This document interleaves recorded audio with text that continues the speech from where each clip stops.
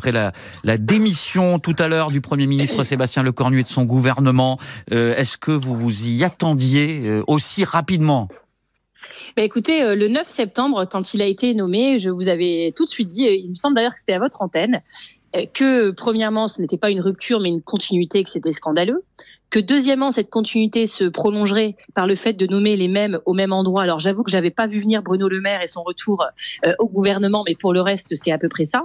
Et je vous avais dit également que c'était une équation insoluble. Que M. Lecornu, on nous vantait ses talents de politique, etc., mais que quand vous remettez les mêmes au même endroit, les mêmes causes entraînent les mêmes conséquences. Et donc, il n'y aurait pas d'issue favorable pour lui.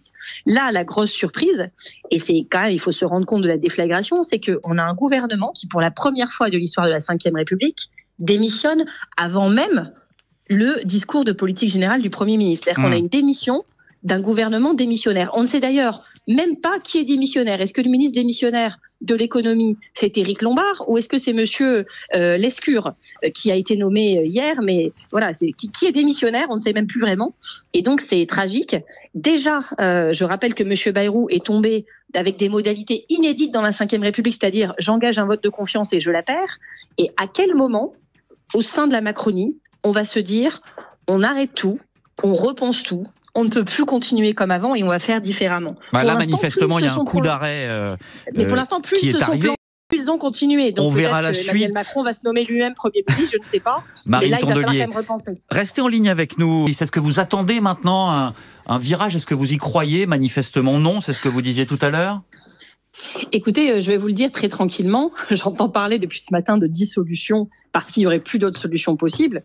S'il y en a une, vous savez bien que la dissolution, ça peut provoquer le chaos. C'est-à-dire qu'on va être pendant un mois tous replongés dans des élections, les marchés qui dévissent, l'insécurité, la tension, un pays au bord de la crise de nerfs. Alors, quelle solution ? Avant cette case-là, et moi je vous le dis, si on doit pas peur du vote des Français. Nous irons, nous sommes prêts, le papier est réservé, les discussions avec les partenaires sont en cours depuis quelques semaines maintenant, donc je n'ai pas de problème avec la dissolution. Je dis juste que si Emmanuel Macron dissout, sans même avoir tenté une hypothèse, celle de la nomination de quelqu'un de gauche et écologiste à Matignon, ce sera vraiment un déni démocratique absolu. Pourquoi ? Voilà, ça c'est la solution pour vous.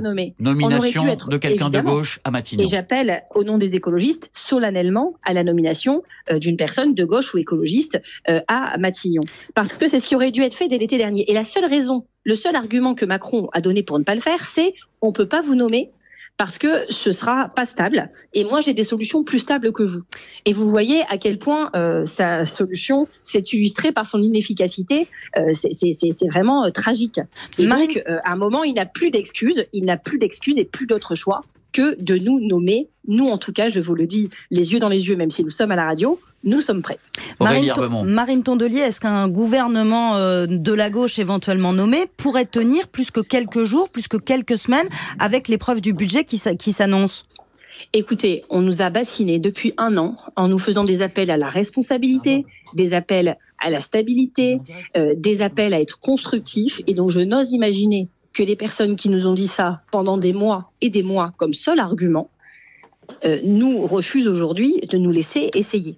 Et donc, je sais que beaucoup de Français attendent cela, certains qui ont voté pour nous, d'autres qui n'ont pas voté pour nous et d'autres même qui n'ont pas voté du tout, mais que la nomination de quelqu'un de gauche ou écologiste serait une respiration, un ouf de soulagement pour beaucoup qui n'en pouvaient plus de voir là encore dans le budget s'annoncer de nouveaux reculs sur la santé, sur l'imposition maintenant des étudiants qui travaillent, qui n'étaient pas imposables. Il y avait plein de choses qui arrivaient qui allaient encore aggraver leur quotidien. Et donc vous dites... Nous ferons l'inverse. Et je vous dis, quand on nous dit on vous nomme pas parce que Macron pense que vous n'y arriverez pas, moi je pense exactement l'inverse. Je pense que s'il ne nous nomme pas, c'est qu'il sait qu'on fera mieux qu'eux, il sait de quel soutien populaire nous bénéficierons par rapport à tous les gens de son camp qu'il ne pourra jamais nommer, et il sait ce que nous pouvons faire le premier jour, le deuxième jour, le troisième jour. Ça va tout changer. Ça va tout changer. Donc il faut qu'il arrête son obstruction, qu'il arrête de faire le Gaulois réfractaire. C'était son expression pour qualifier les Français. Il en est plus quand même aujourd'hui. Et vous la lui retournez, cette expression. Marine Tondelier. Il doit nous laisser nous y coller.